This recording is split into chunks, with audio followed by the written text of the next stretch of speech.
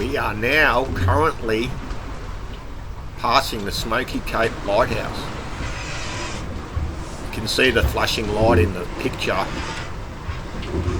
The flashing pattern of Smoky Cape Lighthouse is 3 consecutive flashes followed by a 20-second break. And it repeats.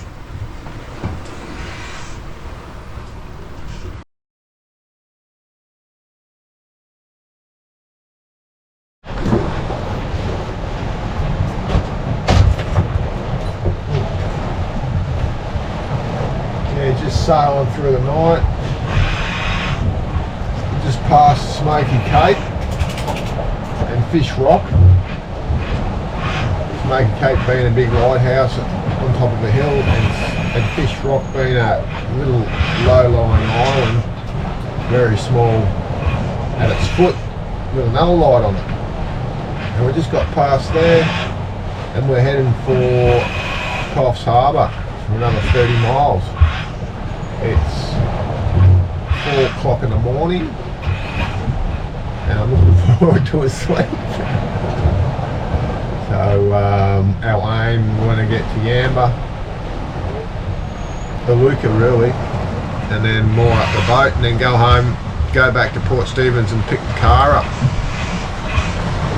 So that's about it. That's probably a better way to do it, isn't it? Nice one, Easy.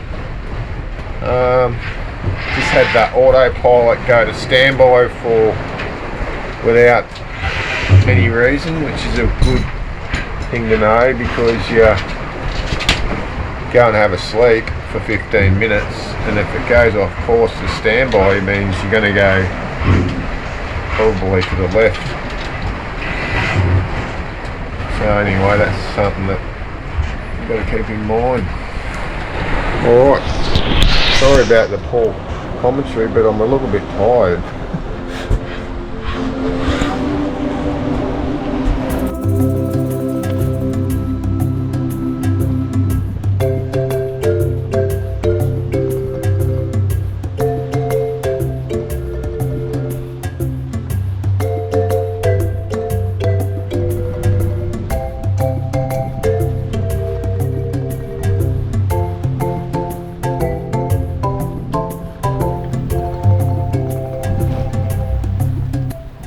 Been a big sail overnight,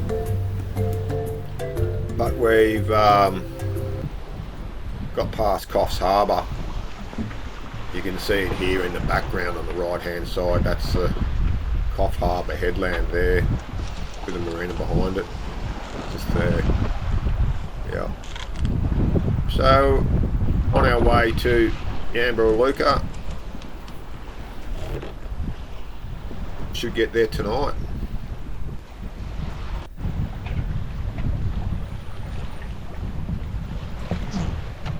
Always good to have a few odd jobs on the way to help pass the time, especially on when it's a fairly calm passage like it is here. Just cleaning up a bit of swallow poo left over from Port Stephens, and any other jobs.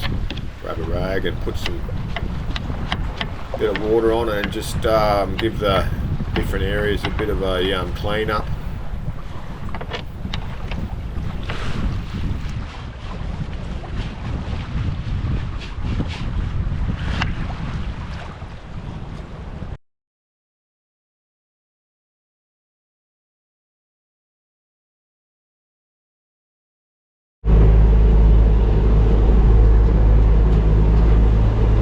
We've been, got a phone call from a friend of mine, Lachlan, and he says, oh, you guys are in for a bit of nasty weather, and he said the ABC over in WA, where he's from, said that you were going to get 2 converging lows. We're going to form a east coast low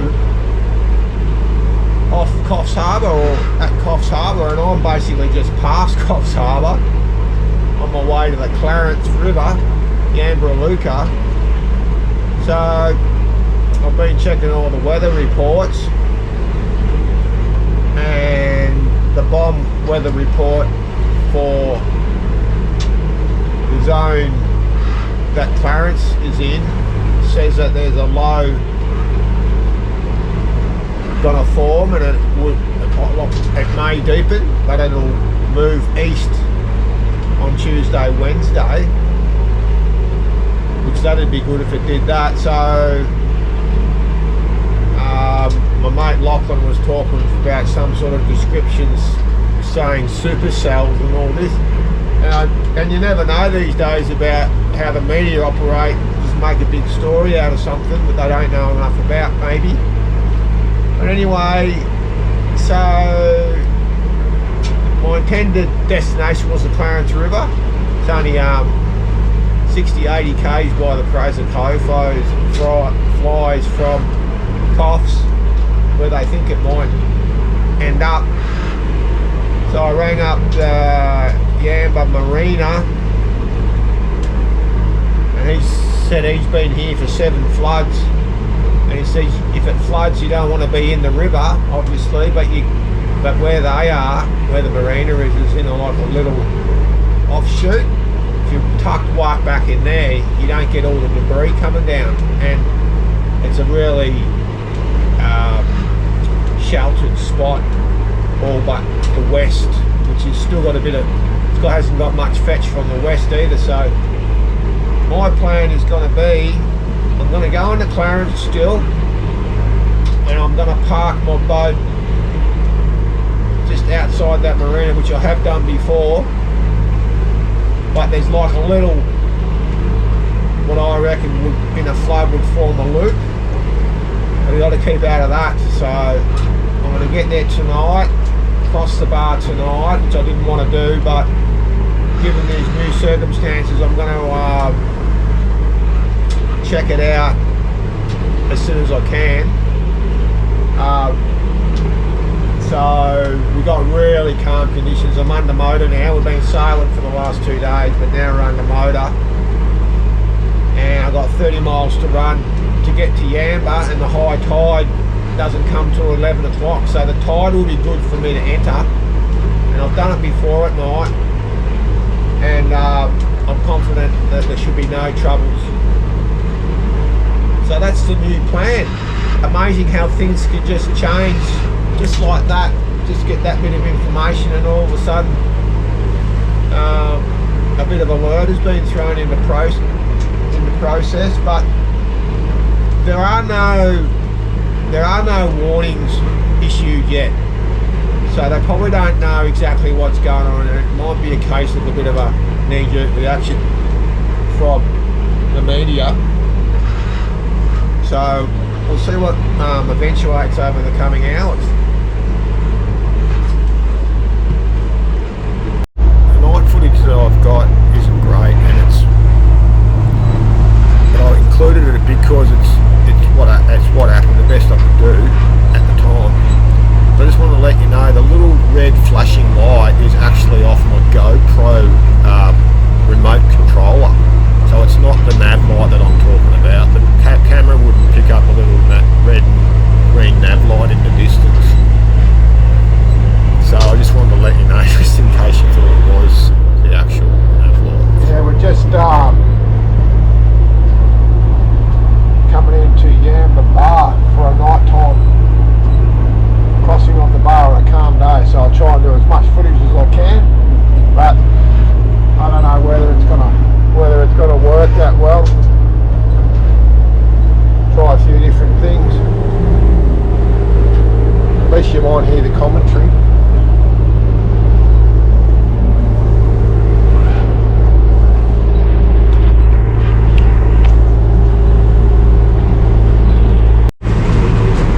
Yeah, I can see the red and the green entrance lights to the Yamba Bar, and we're about 3.5 miles or 4 miles away.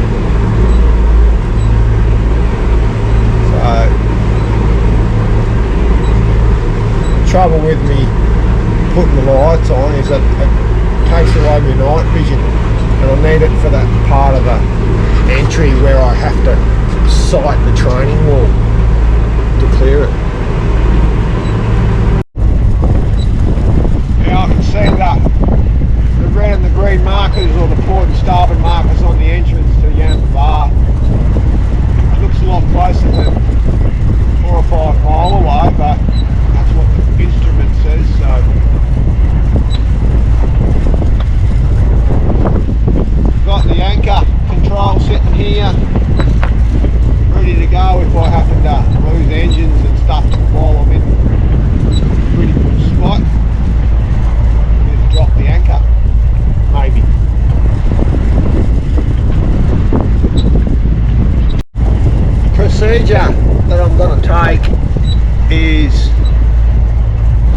going to start both engines up.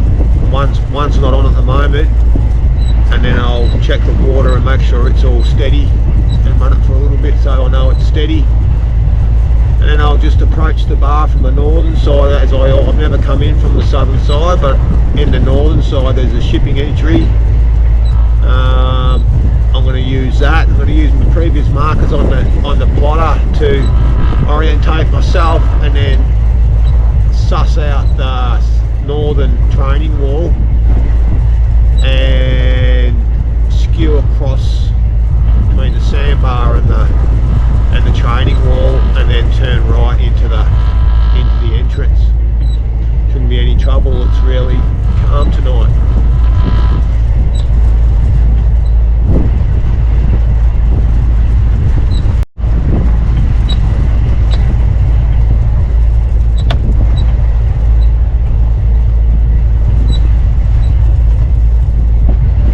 The other thing I've got to do is I've got to check that the autopilot disengaged. So they had that problem yesterday morning, wouldn't disengage, so I'll make sure that happens before. And then the other thing was turn on the other engine, which I haven't got on yet.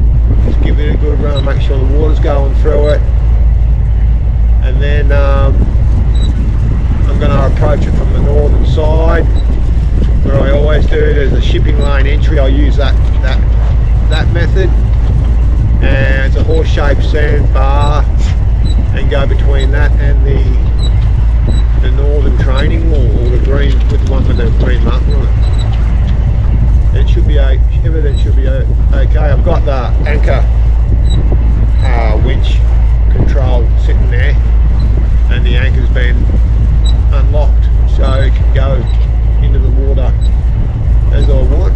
The only disadvantage of that is if somehow it happens to go in, which would be a real pain in the arse, but I think it's just good to have it sitting there ready to go. I've had a situation before where I was only just getting up the channel because an engine faulted, and I just got through it, but if I had to run up the front and try and sort the anchor out, I wouldn't have made it probably, if I had to use the anchor. Anyway, we'll try and take as much footage as we can, but it's not going to be, I'm going to concentrate on the job more than the footage.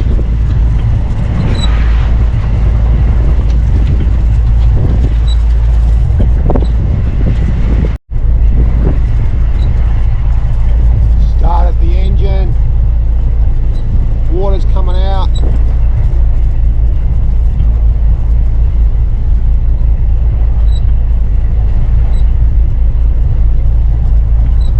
Let it warm up a bit.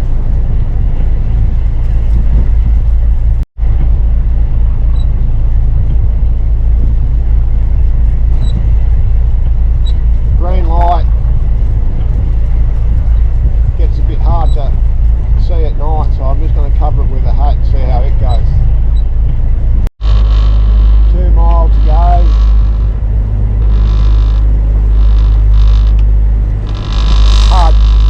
It's hard to tell the distance from the boat. It's much better with the hat over the green light.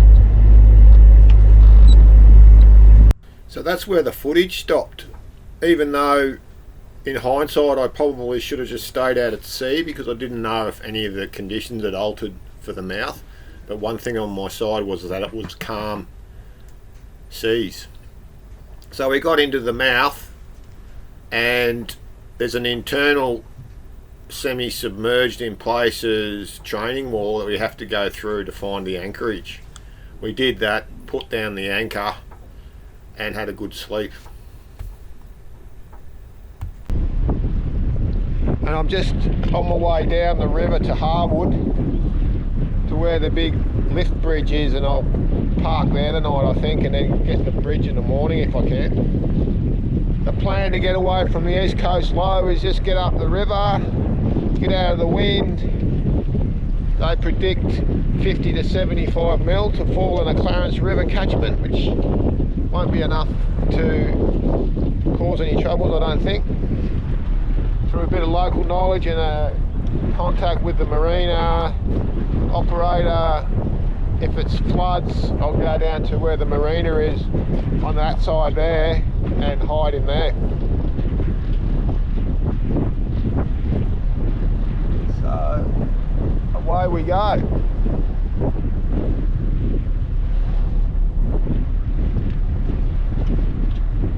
The whole estuary system looks a lot easier now with just getting the physical markers rather than seeing all the blue lights, red lights and green lights all together.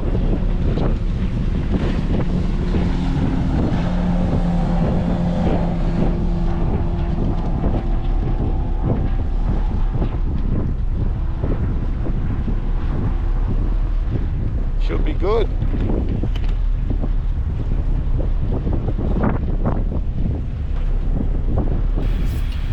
The Clarence River takes a ship that picks up the sugar from the Harwood sugar mill, and that's why there's so many different lights in the channel at night, which make it really confusing.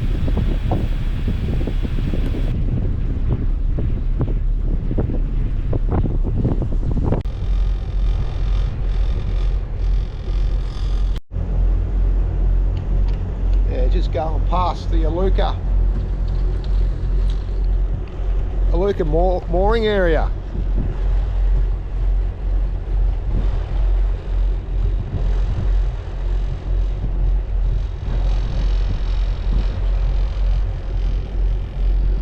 They got a fish co-op in there, a little slipway, fishing boats, and then a nice area for everyone to park. And I was just talking to Stuart, who says he knows the area pretty well. He says he's never seen the floodwater come over that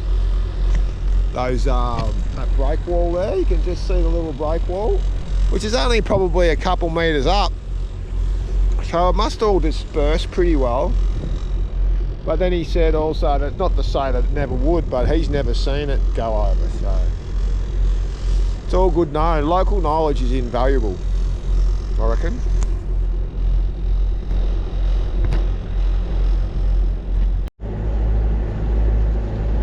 What I noticed with the houses that are along the river, down on this low end of the river where the floodplains are quite low to the river, is that the houses seem only to be like 2.5, 3 metres above the normal water level, compared to up further where it's like in some places 8 metres or something like that.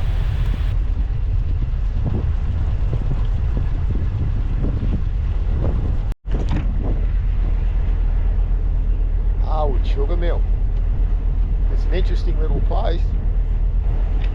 Couple of big bridges, one the Pacific Highway's on and the other one's the old lift bridge.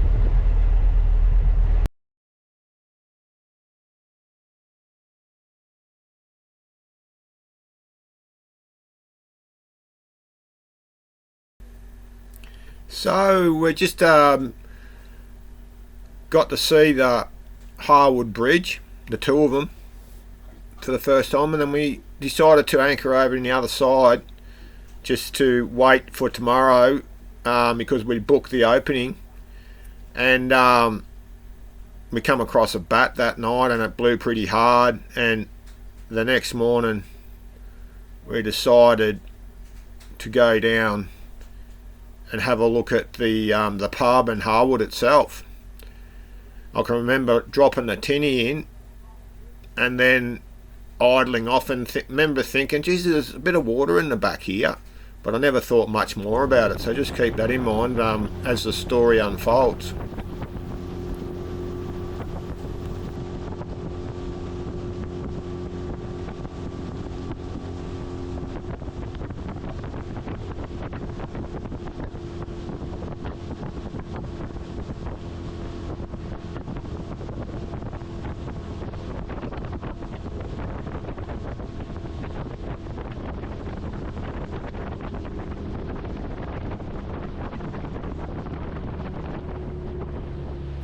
So just about to go under the high part of the new bridge.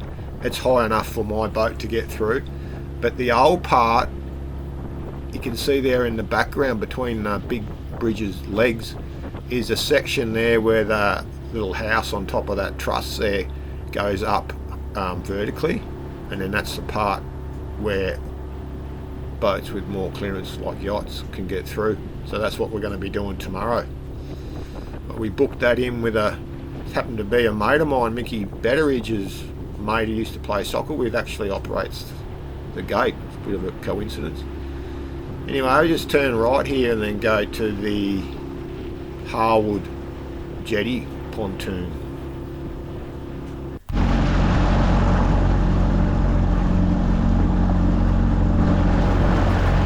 Harwood is one of the Clarence River towns, and he's positioned on an island basically in the delta of the Clarence. Back in the old days, this whole area was serviced by boats mostly, coming up the river and ferries. Walking through Harwood, you just see the normal things of a new place, different types of plants, and one thing that was fairly obvious was a few levee banks and internal gates where they could release water if it flooded.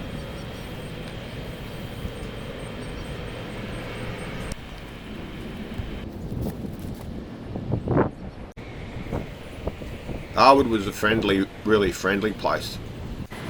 The people just wanted to know what you're doing, what you're up to, prepared to sit down and have a bit of a stop and say g'day. But remember, I was telling you about how when I dropped the tinny down that there was a bit of water in the bottom. Well, I'd forgotten to put the bung in, and I've been walking around Harwood.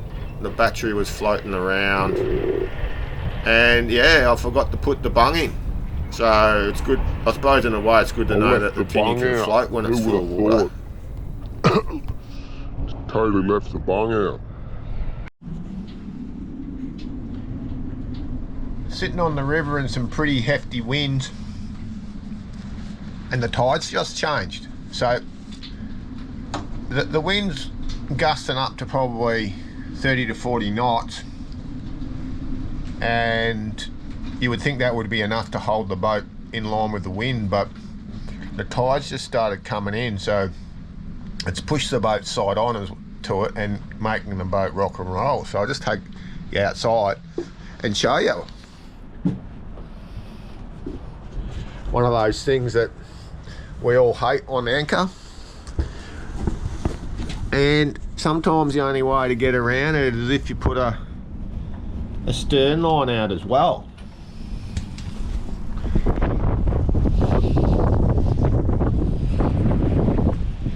And it also picks the sea up. If you have a look at this, they're quite short, sharp.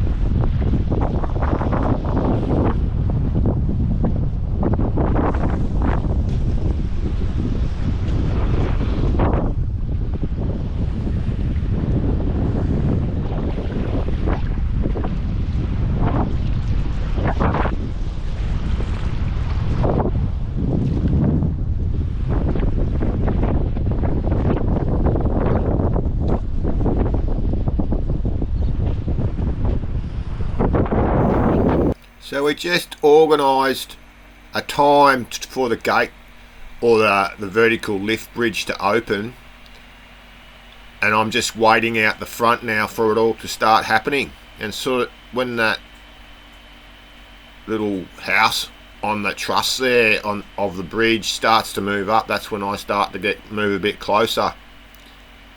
They seem to want you to get that under there as quickly as possible once it's open, so they don't hold the traffic up. Just over there again, the lifeline of this district largely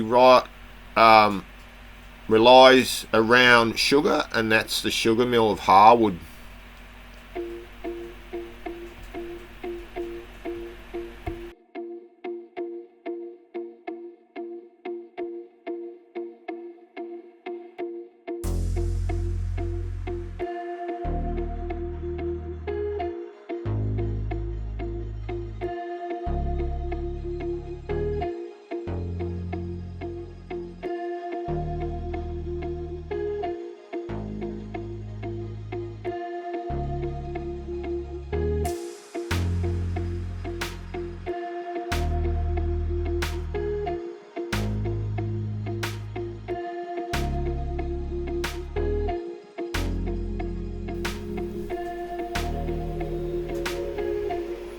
took a while.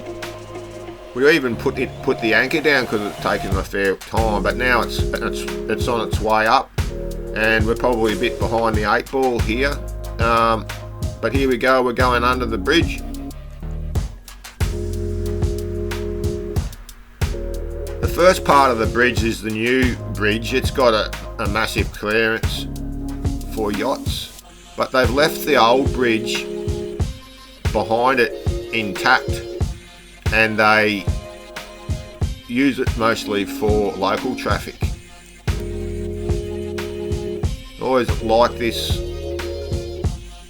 footage coming under the bridge.